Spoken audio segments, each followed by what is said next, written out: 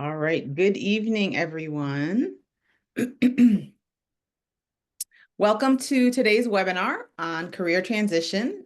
We are looking for some clarity in the chaos tonight. So we're going to help you kind of navigate through this process today and talk to you a little bit about career transitions and what that might look like for you. So we're super excited that you're here to join us today. I'm Corliss Jackson, and I've been in this role for about 25 years. I've done a lot of federal HR recruiting, staffing, placement, hiring, done a lot of work with individuals who are looking for a career shift or a career change, some into the government, some out of the government, private sector, nonprofit sector. We've pretty much done it all. And tonight we're going to share with you some information that I think would be helpful based on where you might be in your career search right now. I'm here with Wendy Thompson, and she is one of our counselors who's been here for almost 10 years now. And she's been working with thousands, if not tens of thousands of individuals just like you who have who are looking for some career shifts, who are looking for a change. We work with a lot of folks who are mid-career and looking for something a little bit different than what they've been doing in the past. And today we're going to talk pretty specifically about the shift that's happening in the federal government right now. So I just want to say that we are very aware of what you are going through. We have a lot of people who have contacted us. We do understand, how you might be feeling at this time, if whether you've lost a position or you're making a shift, especially under shifting political environments, it can be very unsettling. And some of you have dedicated years, if not decades, to the public service, and we want to know that we do recognize that you have made some significant contributions, and we want to just acknowledge that. And sometimes, going through a transition like this can feel isolating, but we do want you to know that you're part of a larger community. There's other people who are in the same situation, and we want to make sure that we're educating you, that we are providing you with resources and support as you navigate through this really, really difficult time. Our goal today is to equip you with some resources, to give you some tools, some knowledge about how you can move forward. So some of you might be looking at different careers, you might be looking at different employers, whatever transition you're interested in making or that you need to make. Our goal today is to give you some information so that you can make an informed decision. All right, so today what we're going to do is just talk about the anxiety around, job loss or transition or change. We're going to talk a little bit about the federal hiring situation and what that looks like. Talk about your situation and how you can kind of figure out where you are and where you might want to go, and then who's hiring for what types of positions and how you need to look to them. So how you need to market yourself. And then we'll talk about networking because that really is key in terms of looking for your next role or your next position. We'll talk about interviewing and then, keeping motivated during this time because it is very hard to do that. So Wendy, I'll turn things over to you. You can talk a little bit about the next topic. Great. Thanks, Corliss. Yeah, definitely want to reiterate what Corliss said about this being and kind of an uneasy time for everybody. And we really acknowledge that and realize that you might be going through some anxiety, and that's completely normal. But there are things that you can do. You do have options. You need to realize that you have really valuable skills and expertise. And so don't minimize that and don't forget about that as you're sitting with your situation now and looking at things. So we're just gonna go through some background and some context about what you might want to think about from a high level, And then we will get to your questions too that you submitted in a little bit as well. So first of all, like the most important thing is taking care of yourself and managing this anxiety and the stress that comes with this. And stress comes along with any job search process. And certainly in these kinds of circumstances, it can be even more heightened. So what you want to do is focus on the things that you can control. And those are creating an action plan that's going to move you forward. And as soon as you get some kind of tangible action plan, that should start helping to ease your anxiety about what your next step is, what your path might look like. The second tip with this is don't go it alone. Really, what Corliss mentioned about feeling isolated can really take over. So you want to be intentional about building your posse here, like reaching out to people who are in the same situation as you. I've noticed online that there are lots of groups coming together to support each other. So they're calling them job search councils, job search support groups, job search teams. Really link up with those if that's the situation that you're in. You can share resources with each other, you can support each other, you can network, provides all kinds of positive input into the situation that you're in. So even just a job search buddy, like one person that you know that you can kind of share this with and hold each other accountable for doing the work each day. And then also career coaching, if you need some structure in the whole process, that exists for you as well. You want to stay informed, of course. If you're like me, you find yourself like really hard to break away from the constant stream of what's happening in the federal hiring sphere right now. And it is important to stay informed, but you also want to avoid overwhelming yourself. And so you want to think about managing your intake of news and reacting to things throughout the day that happen. So give it to yourself in little bits. And finally, just really prioritizing your mental well-being, whatever that means for you. So whether that's being with people that bring you joy, doing the things that bring you joy, moving your body, treating yourself well, making time for enjoyment, even though you know you have this job search process possibly in front of you. Yeah, I would just say, Wendy, anything that helps to ease your anxiety would be helpful. Mhm. Just making sure that you're taking care of yourself is super important. Yeah. And it shouldn't be last on your list. It should actually be first on your list right now. So for you to maintain your good energy and your grounded space and your center and all those good things. What do you think, Wendy, about doing Okay. oh, I'm sorry. What do you think about starting a No, go ahead. regular daily schedule?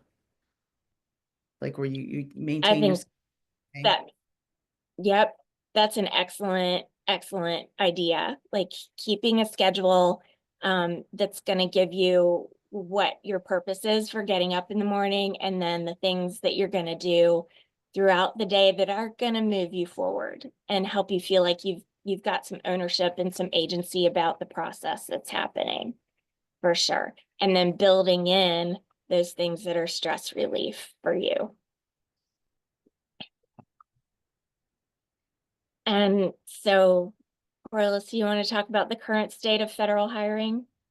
Yeah, so everything is in flux. If you are looking at the news and you're seeing things or you're part of this, there's people who are, you know, being moved out of their jobs. There's people who are being moved back into their jobs. There's all kinds of things happening. There is a 90-day hiring freeze.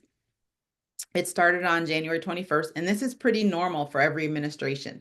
What's a little bit different about this administration is the way in which they are embarking on that. So there hasn't really been, they're looking at the low-hanging fruit instead of looking at, the functions of a person's job and what might need to be. Of course, we need to trim some fat in the government, but there might be other ways of doing it. But this is their way of doing it, and it's, beyond our control for the most part, but there are some jobs that are still out there and still available in the federal government. So right now, if you go to USA Jobs, you'll see that there's about 10,000 jobs on there right now. Actually, it's exactly 10,000 jobs, which probably means there's a few more than that. But the roles that they're still hiring for are still posted on USA Jobs. So usually these are going to be the jobs in defense, in the Department of Defense, in healthcare. So there's some VA positions, but they are shaving positions at those agencies as well. So, if you're looking for federal and that's still something that's interesting to you and you want to embark on that and you have the skills that are required to do that type of work, then you definitely should continue to pursue federal employment. Just know that a lot of things are in flux right now. There are also some agencies that have specific exemptions, and that's going to depend on the type of work that is being performed. So, for example, Homeland Security and the immigration field is something that they are not touching a lot right now. So, if that's something, that is if it's something that's specific to an agency, there might be some exemptions in addition to what I mentioned. But again, there are jobs out there, but you do want to be careful because there's a lot of changes going on. So we saw today even that there's some lawsuits here and there's some things going on and people are getting rehired, people are getting, moved out and then they're getting hired again. So there's a lot of flux going on right now. So one of the first things that we would recommend is that you just take a breath and do a little bit of the work to assess your current situation. Although this may not be your choice at the moment at all for many of us, it is an opportunity to kind of revisit where you are and what you want your career path to be at this point. So, give yourself some space to kind of be open about that. Do you want to go strictly back into a full-time arrangement? Is part-time an option? Would you want to consider any consulting options or project-based work? Starting your own business, let yourself dream a little bit, in these circumstances, allow yourself that and maybe consider some possibilities that you hadn't considered before. Also remember that the next job that you take doesn't have to be your forever job. So you can consider some project-based work or some contract work or something in the meantime while you're still looking for that next really good fit for yourself. So keep that in mind too. But as far as assessments go, there are some really great assessments for free online. And taking the time to work through some of these, you may have done them in the past, personality assessments, skills, interests, and values assessments, but it can kind of help you get some clarity at the point where you're at right now. And again, make you think of things you might not have considered before. So ONET is a great resource online. It has all of those types of assessment tools for free. And really, one of the keys that you're looking for here is what are your, what we call optimized skills.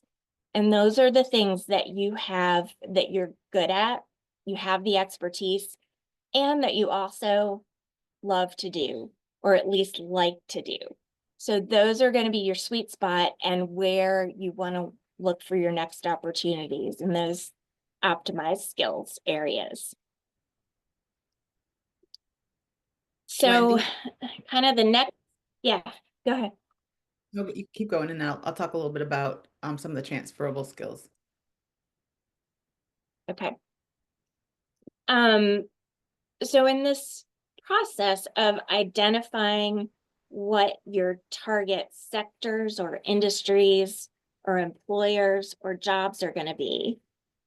Once you've identified these optimized skills, then you're going to want to dig deep and do your research and try to find employers that hire people with those skills.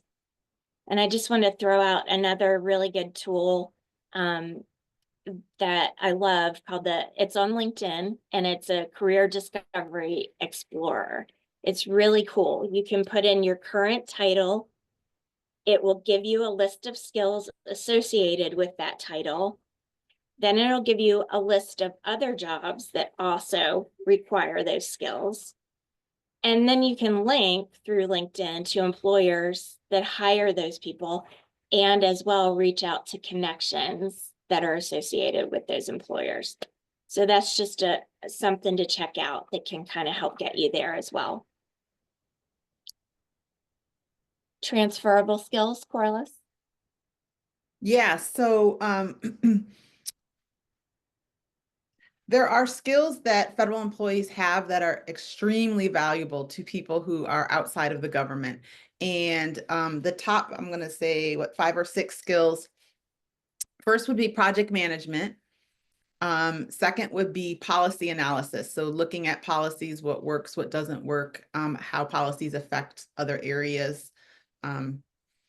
Compliance and regulatory expertise. So looking at regulations, same concept, but a little bit different. Leadership and team management, analyzing data, and IT skills are very marketable, as well as contracting, especially in the federal sector. Procurement and contracting is different in federal than it is anywhere else. So if you have that expertise, that's very valuable, particularly to a government contracting firm. So those are kind of some of the skills that we see that are extremely transferable. There are other skills, actually a lot, that are transferable. Those are probably our top 6 or so.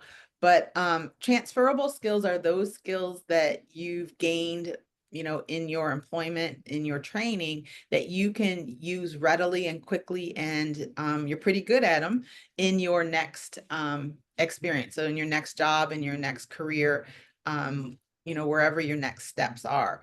And transferable skills are very important. Sometimes they're hard to identify, but all of you have transferable skills that can be used in some other environment. We just have to dig sometimes deep to figure out what those look like and how they can be best utilized in your next move. So go ahead, Wendy. Definitely. And there are certain sectors that are actively seek former federal employees.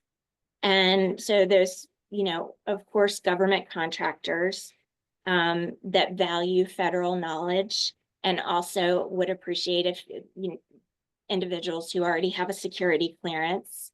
So one website you might want to check out is clearancejobs.com. Industries that are regulated, so healthcare, finance, cybersecurity, like Corliss mentioned, compliance, expertise there. Consulting firms, policy and operations experience there, and tech and data analytics.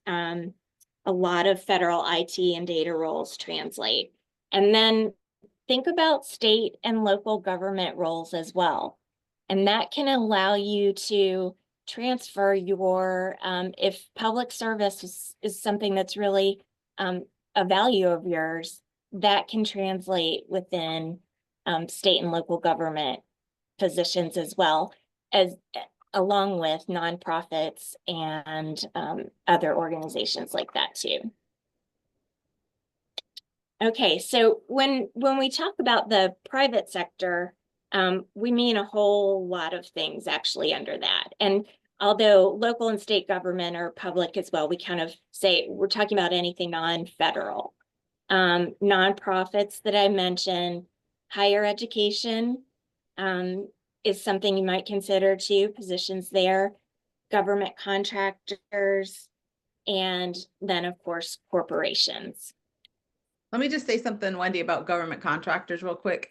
So there's different sized government contractors, so different sized companies. And the larger companies like the Booz Allen, those types of companies will usually be looking for somebody with a lot of federal experience, or some federal experience. There are also a lot of opportunities there because they have some of the larger contracts. So what we call butts in seats, meaning they're looking for staffing. So you would do federal type work almost exactly, but you wouldn't be able to sign off in the bottom line, if that makes sense. So look at those companies, but also small and medium size contractors. Usually, sometimes they'll pay less, but they'll also provide you with opportunities to be in the government environment, but oftentimes they're not as regimented. So you might get more flexible hours, you might get more flexible workplace. You may not have to be in the government seat sitting down, in headquarters or in a building. You might be able to work from home. So sometimes it depends on what your values are and what you're looking for in your next career. So if you're looking for more flexibility, you probably want to look at smaller or medium-sized companies. If you're looking for maybe a higher salary, you might want to look at the larger companies. So it just kind of depends on, and that assessment is so key, because based on that assessment, you can't, look at everything, but that can really help narrow down what your focus is. Go ahead, Wendy, sorry. And that's a really good point that you bring up too. And instead of doing like just a really unfocused job search, you're going to serve yourself a lot better if you focus. And if you really do refine what type of employer it is that you want. You might kind of initially feel like, oh, I'll take anything, I just need to get another job. But really, you're gonna want to decide what kind of employer you work for, what's important to you. Think about the commute, think about all of those factors, and then come up with a really well-refined list and start there. So you can always move wider, but go for a refined list to start with. And that way you can conserve and use your energy to the best possible amount there. So you're going to need marketing tools, right? And you're going to need a different type of resume if you only have a federal resume from before. And your standard or private sector or corporate resume, we call it, is going to be either 1 full page or 2 full pages. And that's max. So this resume really needs to be strategic. The whole purpose with this resume is to get you the interview. So everything on that document needs to speak to the position that you're submitting it for. You want to focus on, be just really targeted and direct what you did and why it matters. And you're going to focus on results within that document too. So giving tangible impacts that you had and giving those in a really bulleted, targeted way. You're also going to want to align your language in your resume with industry language, with the industry or sector that you're targeting and what's in the job posting. So you want to start going through those job postings and pulling out the key like terms and phrases and things that align with the way that they talk about the work that they do. And so that might mean a little from the way you describe the work that you did within the government.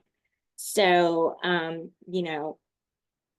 switching that up, instead of maybe managed a GS-13 team responsible for regulatory compliance, you're going to say led a team overseeing corporate regulatory compliance, ensuring adherence to federal standards. You're going to change it so that you can speak their language and really align yourself.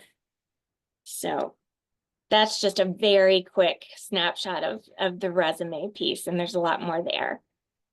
The other marketing platform that you really want to be intentional about is your LinkedIn profile, which is even more important in your non-federal job search. And so just basics, and you want these two to align. So if I looked at your private sector resume and your LinkedIn profile, I'd want to get the same message communicated to me in different ways because they're different styles of communicating it. But I would want to get the same picture of you, what you're all about, what you're good at, and how you see yourself serving in your next role. So you want to have a really professional and polished profile. Photos matter. Doesn't have to be fancy or anything. It just needs to be professional. That's all. Craft a headline that clearly states what you do, and write a really engaging about section that tells your story. So making that unique to you and why you do what you do and how you see your expertise. And then you want to start using it after you've got this really great profile set up. You want to network the right way, connecting with other people in your field, personalizing your connection requests, and engaging with your network regularly to keep your relationships strong there. What about So posting this when? is fun. Go ahead. Should we post it What's all? that? What about posting Yeah, in different groups? posting relevant content. So they call it lots of times a thought leader, relevant content that speaks to your industry. And that's how you start building those connections, because someone might comment on your post and then you can connect with them, and who knows what that connection will take you to. So it's a really kind of like easy way to start your networking and participating in conversations that demonstrate your expertise. And recruiters are on LinkedIn, so they're looking for you too. So we kind of started into this gang piece, and networking gives people such bad vibes lots of times, because we think of it in a negative context, but I want you to think about it as relationship building. So, and the fact is that most 80 to 90%, somewhere in there, of jobs are filled by personal referrals. So starting to think about really a complete, dump of writing down everybody, including your family, your friends, neighbors, community groups, past and present colleagues, former supervisors, your alumni groups from any educational institutions you went to, professional associations, thinking about those, and then through LinkedIn, like we just talked about. All of those are potential places for you to start doing informational interviews as well. So where you can just talk to people about what they do and start building those relationships. Corliss, do you want to say anything else about networking? Yeah, so we're getting a couple questions. We will tell you at the end of the session how you can get a copy of these slides, and we'll have some more information as well as some resources that we will share with you too. Okay. Yeah, so informational interviews are awesome and amazing. Even better is to have an actual interview. But informational interviews, I can't say enough about them. It's a way for you to network where you're learning about somebody else and you're asking them to talk about themselves and their career growth, right? Their career path, if you will. And people love talking about themselves, so a lot of times it's easy to get those informational interviews set up and to just talk about it's not a time for you to ask for a job. It's a time for them to get to know a little bit about you and for you to understand a little bit more about their career path. And hopefully what that will lead to is, in the future, if there's something that comes up that's in your line of work, they may think of you. It's an opportunity for you to access what we call the hidden job market.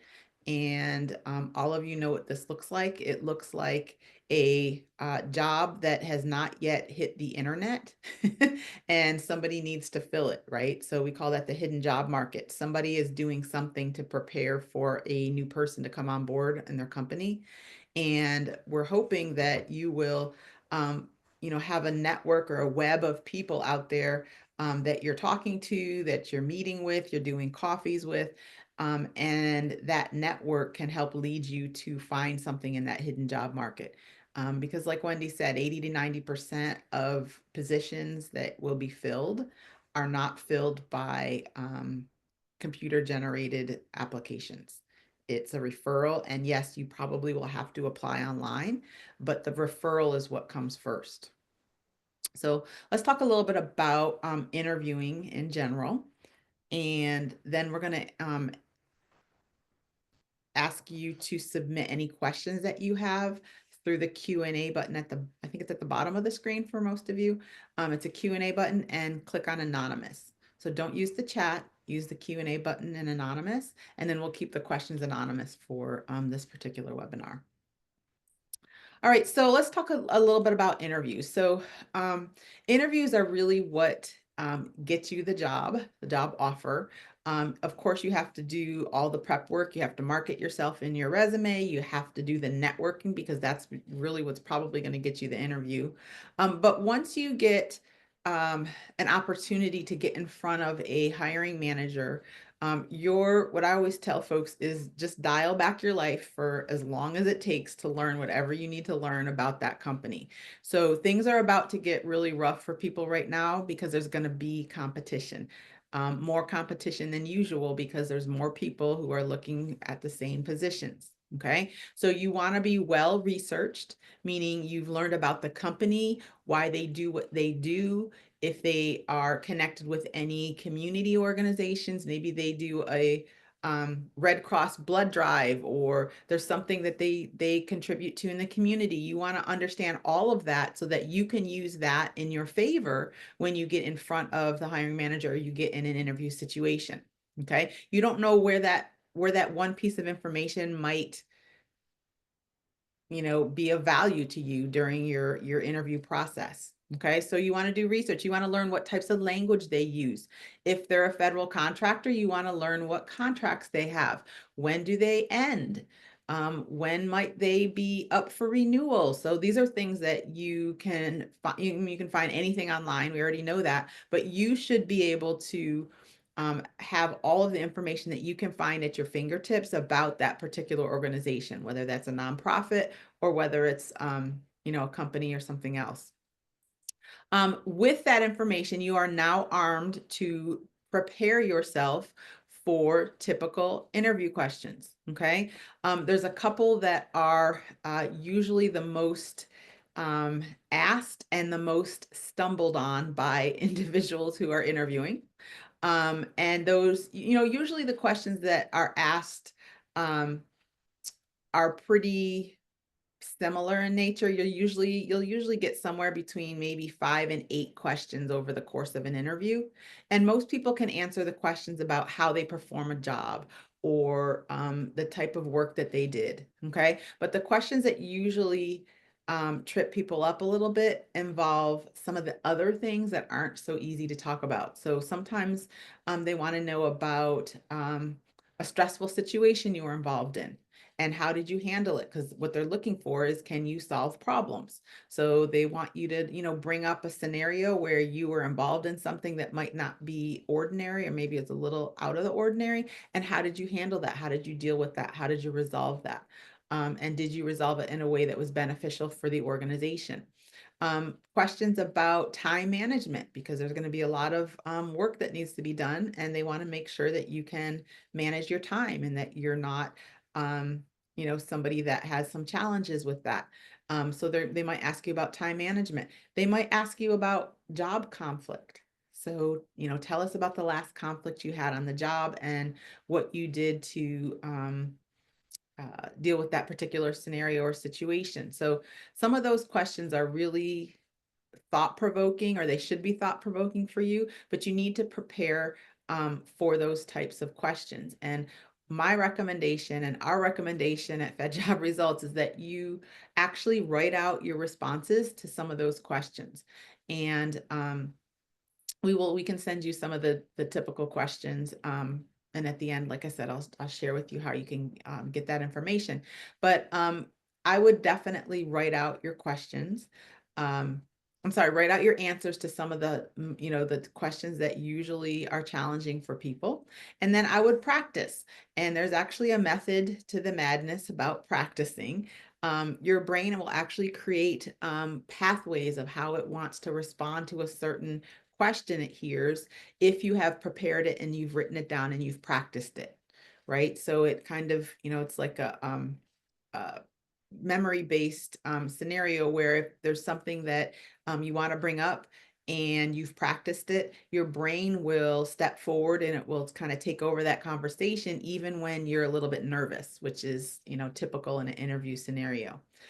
So you want to definitely practice. And I recommend practicing with like a cell phone and saving and listening to what you sound like. You could practice in front of a mirror. You can practice with another individual, spouse or friend or family member or somebody who you feel safe with. And, you know, think about the words you're saying, think about how you sound, and continue to practice until you come up with a response that sounds good to you, something that you're happy with. Because you can always practice over and over again, but when you're in front of that interview panel, you're in front of that hiring manager, you definitely want to make sure that you're crystal clear about your communication. How you say what you say is super, super, super important. And again, we can send you some information about that if you're interested. We do have some formulas that we usually share with folks to follow. One would be the STAR formula, which is to respond to questions using a situation, task, action, result formula, STAR formula. So you start with the situation or scenario you were involved in. You talk about the task or the responsibility that you were trying to carry out. You talk about your action, which is should be the majority of your response, and then the result to the organization, or what your response was that created a positive impact to the organization. Anything you want to add for interviews, Wendy? And we're going to get into Yeah, questions. just like you said, they're looking for you to show them how you solve a problem or how you respond in a certain situation. So you can think of it as telling them a little mini story where you're the main character and the hero in the story. And you want to weave in both technical skills that you used, but also those what we call soft skills that they're really looking for too. So how did you communicate in that situation? How did you collaborate? How did you bring people on board? How did you encourage your team? How did you lead through that? Um, you know, recognize what was going on with the people around you. So it's important to like weave all of those different types of skills into your answer. Awesome, thank you. Yeah. Yep. So I just wanted to say one more thing about So sorry, one more thing about the private sector process. It is a faster paced process than the federal government hiring process. So you may find that somebody calls you today or emails you today. They want to interview you in, a day or two. They want you to, if they make a decision, they might make you an offer pretty quickly. And that can be a good thing, but it also might mean that you haven't done your research. So you want to make sure you're familiar with your field, the type of positions that you're looking at, what are the the salary ranges for those types of positions, and make sure that you're staying on top of what is going on in that particular career path or in that field, because things can happen very, very quickly. All right, go ahead, Wendy. Sorry. so we definitely want to get moving so that we can get to your questions. But just this is a process, and sometimes it's hard to sustain your motivation. So again, doing the things that are going to help you feel like you're moving forward, tracking what's happening, following up with your contacts, staying in touch, um, tracking your applications, and tweaking your approach with what is working and what's not. Maintaining your support network through other people, and getting help if you need it for more structure. And we've also just given you some resources here, some places to go to get started. There are tons and tons, but these are a couple to get started with that we mentioned in the presentation too. Okay. Awesome. So I guess we want to move into looking at the questions. Awesome. All right. So I have some here. I'll get started here, and I see there's a couple in the Q&A. So why don't we tag team on that? So first question is, what is the best way to get into the nonprofit sector after working as a government contractor? And I think that this question could be rephrased to, what is the best way to transition after working in any job, actually, because you want to do the same thing regardless of if you're moving from federal to non-federal or vice versa. You want to identify those skills that are your sweet spot, and you want to make sure that they are what we call transferable skills, meaning they're skills that can be used in both scenarios. So both in your federal position and in your non-federal position. There's not a ton of skills that would be used by one sector and not the other. So sometimes, again, you have to dig deep to figure out, how is this important to my next the next step in my career. And usually you can find something that's what we call transferable. Okay. So, think about the skills that are common to both positions, or both um, types of both organizations, both career paths, both sectors, and then figure out who is hiring with those skills. Okay, so making that those assessments a priority is really, really important, because there's things that you probably might not think about that could be utilized in your next career. Okay, and I think I'll give an example. We had a client who was in the sales. Uh, uh, he was selling, I forgot what he said. Oh, selling dental implants, I think it was. And he wanted a job in another type of in another organization. So we looked at some of the skills that he used as a salesperson, and it was the relationship building. It was identifying the customers and the clients and what their needs were and those kinds of things. And he moved into a position where he was doing something totally different. He was no longer selling what he was selling, but he was using those skills, building relationships, and using the skills that he had used, but in a totally different organization, in a totally different role. He ended up doing something in the contracts role. So he was managing contracts. So something totally different, but the skills that he had in one position were directly related to his target position. Um, all right. Did you have any questions there, Wendy, that you wanted to share? And then I can do another one. No, that's good. All right, so another question: how do I transition from a career in this particular case, it's in real estate, to a career in human resources? Again, same answer. Identify the skills that are common to both, and then find employers who are hiring in that particular, for looking for that particular skill set. So, as an example, in real estate, there are things that you do like manage projects, identify uh,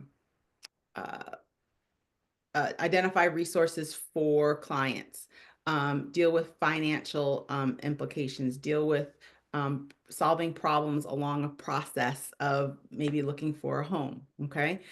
In human resources, you have to manage projects, you have to work with individuals, you have to identify problems and help solve problems that individuals might come across or might have in their role as an employee. So those are things that are transferable because they are skills that you use in one field that you could transition or transfer to another position. So hopefully that answered that question. Um, And sometimes you might need to like look at any specialized training or certifications that you might need if there's a gap between the skills that you have and the job that you want to get to. So just identifying that and how you can get there. Good point. And I know the ONET Online website, it's ONET online dot, the dot Mhm. com? .com, onetonline.com has actually a whole section on certifications, where you can get them, what the outlook is for people with those types of certifications. And personally, I'm a big fan, huge fan of certifications, because they're more relevant than an education sometimes, meaning they're here and now, they're today. I mean, I have a degree from 20, 25 years ago, absolutely using it. However, some of the stuff I learned in 1990s is not relevant today. So a certification can have a huge amount of value because it's relevant to today. It's something you're learning today, and you have to keep up. You have to have continuing education units, every year. So you're always current and relevant with that certification. So a lot of employers love certifications. And again, the ONET Online can be a good resource for that. Um, there's also, I don't know, Wendy, if did you want to talk about some of the online job boards or anything like that that might be useful? Um, There, they're on our here with the resources. We've got some that are specific to finding jobs in nonprofits, and then a lot of the general job boards, LinkedIn, Indeed, and Glassdoor. There's also ZipRecruiter and tons of other ones as well. Clearance jobs I mentioned too. And those certainly you can go there. You also, though, want to go to the organization's website and find their positions there that they have listed. So, Yeah, so what I was gonna say, to add on to that, Wendy, is most of you will not find a job that you will get hired for on a job board. And Indeed, um, Monster, that's probably not where you're going to get hired from. But what I like to do is work backwards. So if I see a company on Monster that is hiring, I'm going to go to that company's website and see what other positions they're hiring for and see if there's any match between what I'm looking for, and what they have. And plus, I know that they're hiring, right? So one of the things that I think happens is that when a position is out there on, on Monster or Indeed, they get thousands of applications. But if I know they're hiring, I can go to LinkedIn and see if there's maybe somebody I'm connected to that can put in a good word for me, or I can network with them and say, hey, I saw that you had this analyst position on Indeed, are you really hiring and what are you looking for? And then maybe you can work yourself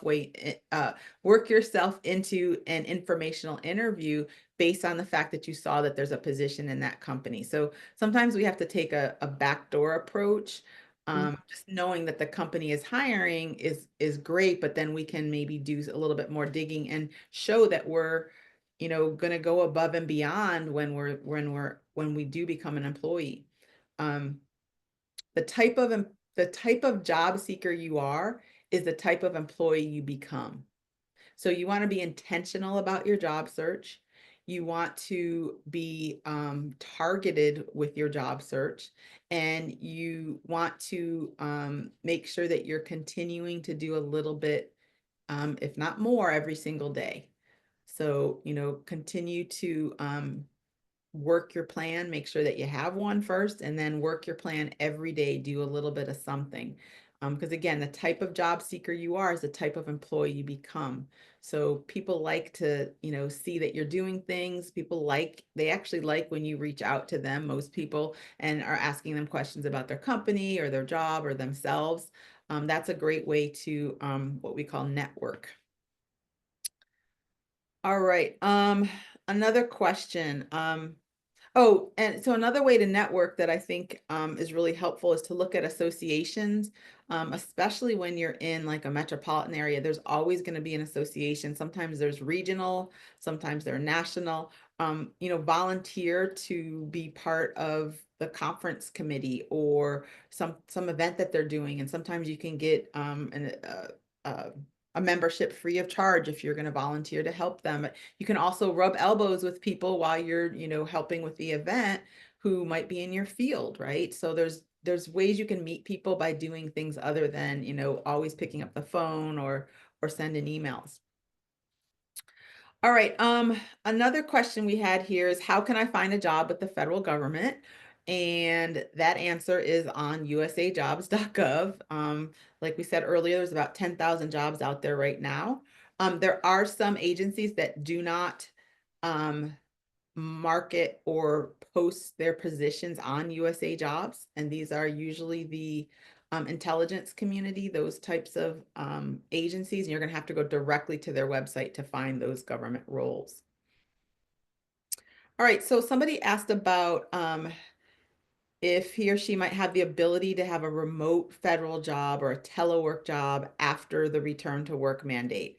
And I have no idea what that's going to look like.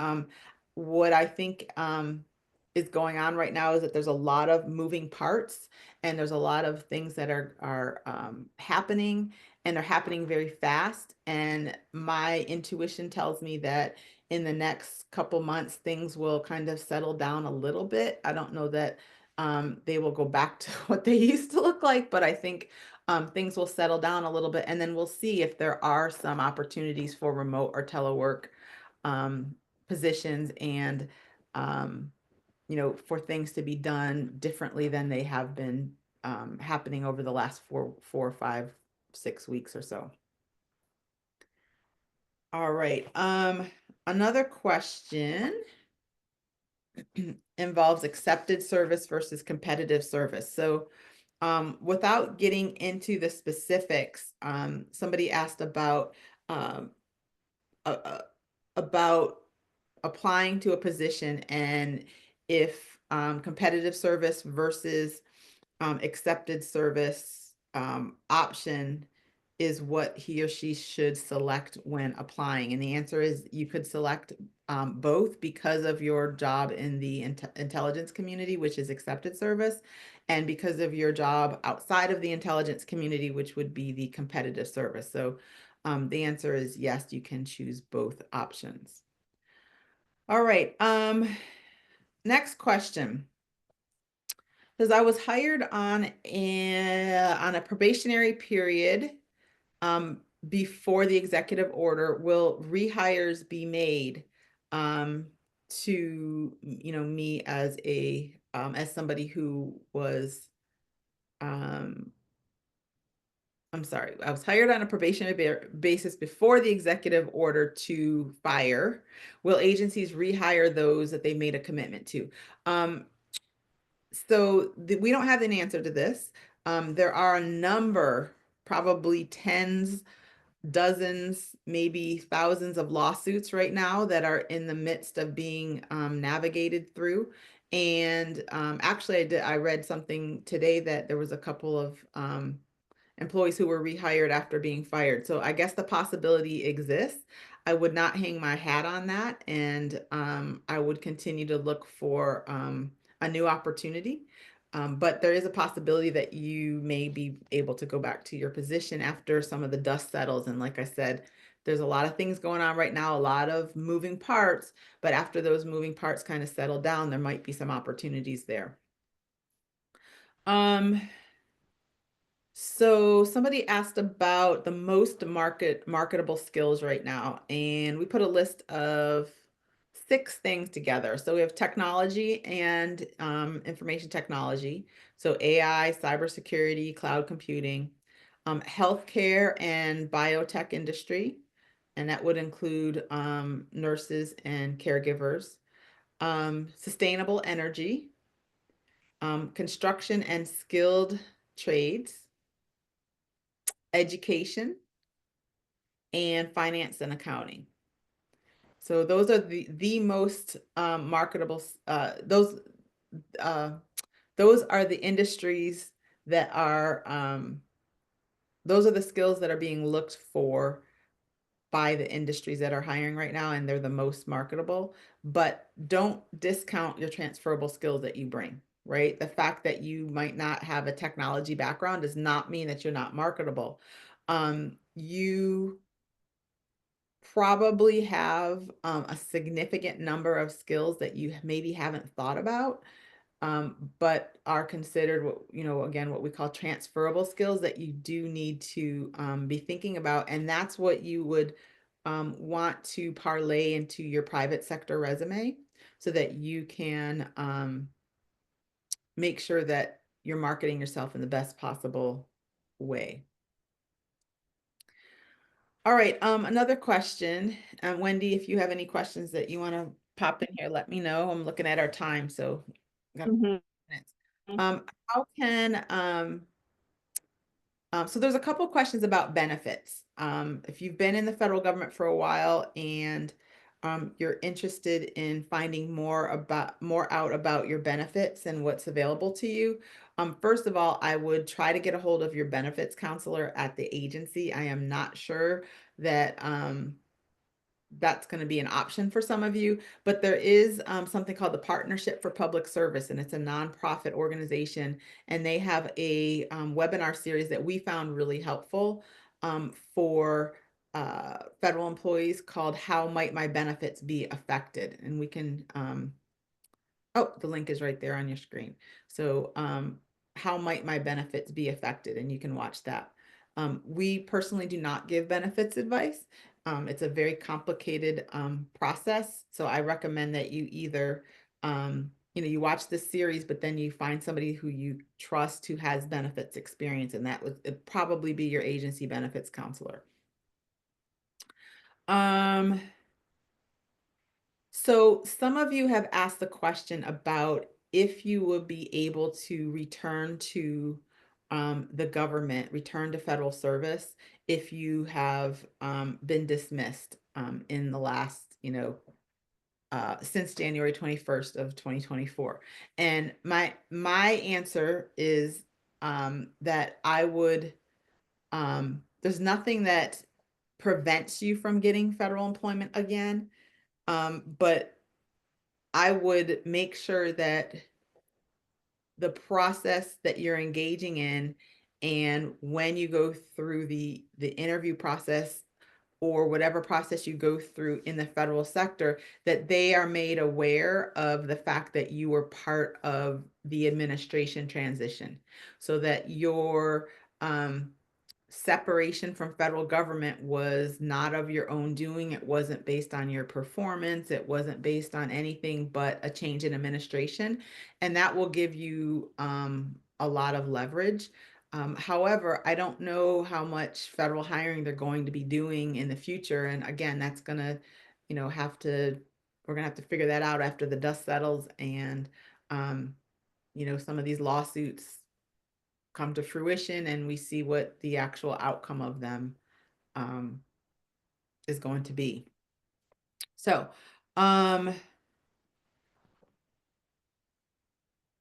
any questions, Wendy, that we need to highlight real quick? We only have about a couple minutes left. Yeah, let's see.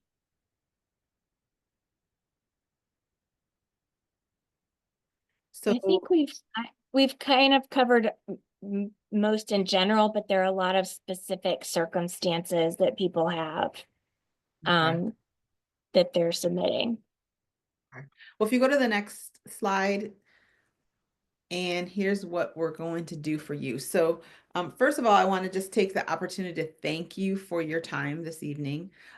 We at Federal Job Results do a lot of work around a career transition, and would love to chat with you if you have any questions. If you want to take a quick picture of this slide, it would be great. And the information that you want to retain from this slide is the info@fedjobresults.com. info@fedjobresults.com.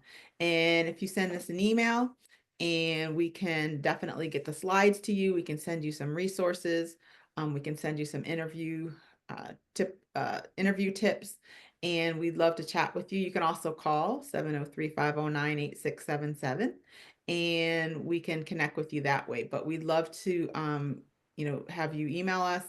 We can share some information with you, help you with your resume, whether that be your federal resume or your corporate resume. We've done a lot of work with transitioning folks from federal to the private sector and vice versa, from the private sector into federal. So we can help you with networking. We can help you with different scenarios in terms of interviewing, making sure that you're answering the questions in a way that is beneficial for you. Some of you have some challenging situations, and you may need to talk through, how to present yourself to a potential employer. And we can definitely help you with that, as well as with your LinkedIn profile and how you look and feel on LinkedIn. So we'd love to help you. Again, info@fedjobresults.com. And we can also answer specific questions. So if you want to email us there and ask a specific question privately, we can definitely answer those questions for you as well, to the best of our ability. So, Wendy, do you have anything to add? Just that we'd be happy to talk with you for 15 minutes to kind of hear about your particular situation and how we might be able to support you at this point. So reach out to us. Yes, and we are. And thank you. Yeah, I just want to thank everybody for coming too and spending this time. And again, we appreciate the stress that you're under right now and hope that you take really good care of yourself. Absolutely. Absolutely. Yeah. Thank you, everybody. And again, reach out to us if you have any questions. We'd love to hear from you. And, really, for those of you who are federal employees, or if you were federal employees, we thank you for your service. It does not go unnoticed. So thank you so much. Take care and have a great rest of your day.